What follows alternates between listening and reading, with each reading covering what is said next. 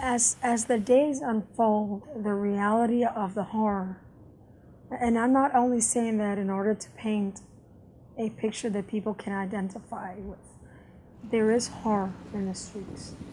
There is no electricity anywhere in Puerto Rico, but people are actually becoming prisoners in their own homes. Looting is starting to take place at night. People tell us often, I don't have my medication, I don't have my insulin, I don't have my blood pressure medication, I don't have food, I don't have drinking water. The elderly and the children are the most affected ones.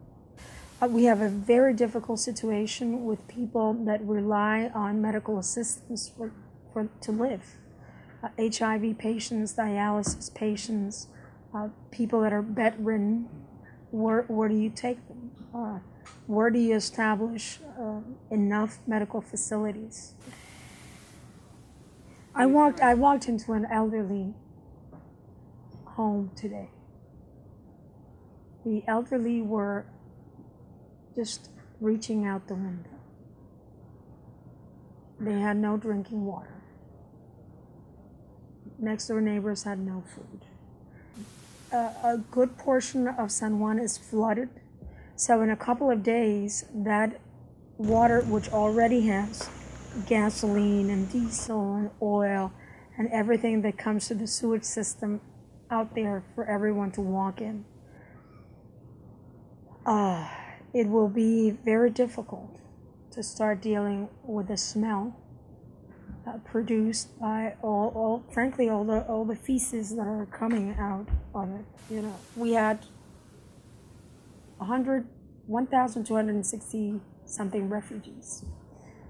Most of them have gone home. And what did they go home to? Nothing. No electricity, no drinking water, no roof literally over your head. The sheer pain, people's eyes, they're kind of glazed. Not because of what has happened, but because of the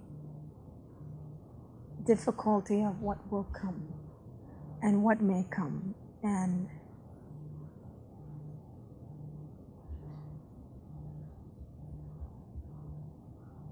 I know we're not going to get to everybody in time. I hope 2 days ago I said I was concerned about that. Now I know we won't get to everybody in time because we have to canvass home by home. Communications they're very spotty. So we have to literally canvass house by house by house. But what I would ask is not only for Puerto Rico, for the entire Caribbean that has been hit so hard with this, do not forget us and do not let us feel alone. People already know we have tons of ice, we have diesel, we have fuel. We just received a visit from Health and Human Services. They're bringing about 157 people. So the aid is pouring in, but what people need to realize, and it may seem kind of shallow, but we're an island. Everything we need comes from outside. So we're running out of gasoline. There is no reservoir of drinking water, none, absolutely. What the government has said is that it's going to take about 3 weeks for hospitals to have power and about 6 months for the rest of us to have power. So therefore, diesel becomes essential for all these generators. Oil becomes essential for all these generators. It's amazing. The resilience and the creativity just rises up. People lined up on the side of different avenues. And when you see that, you know there's internet connection there. So people go and take turns and they do their thing. And that is one of the uplifting things. You see the creativity, you see people helping themselves. You see the best in people, but you also see the worst in people. It seems like those that have the most are worried about their generators for their air conditioning in their home. Well, I'm very happy that they can have that. But right across the street, there's somebody that doesn't have electricity or food. So we need to be able to look past our own reality and share everybody else's reality.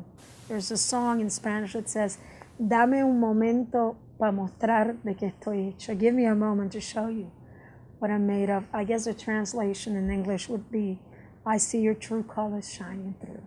Well, our true colors are shining. They're bright. They're full of hope. They're full of energy. We are exhausted in the body, but very, very eager in our souls, and we are going to charge.